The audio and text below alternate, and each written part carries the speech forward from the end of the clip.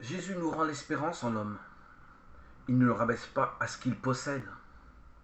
Rien n'est triste comme de parler d'un homme en nous citant ses biens au soleil. L'homme ne s'évalue ni en dollars, ni en millions de francs pour le Seigneur. On peut donc, pour Jésus, être riche de Dieu et en vue de Dieu comme Cotolengo, Saint Jean Bosco ou le Père Brotier. Dans ce cas, l'argent n'est qu'un moyen pour aimer Dieu et le faire aimer. D'ailleurs, l'économie de Dieu est de dissiper l'énergie par milliards dans toutes les galaxies, nous montrons que là n'est pas le problème et que la vraie richesse est ailleurs que dans la matière. La vraie richesse est en nous. La vraie est en Dieu.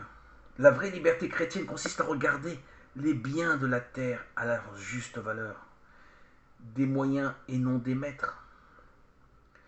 Il s'agit d'en user intelligemment pour faire avancer le royaume. Ce que Jésus reproche aux fous qui capitalisent, c'est de mettre sa confiance dans le néant. Mais on peut être riche même de biens matériels en vue de Dieu et de son royaume.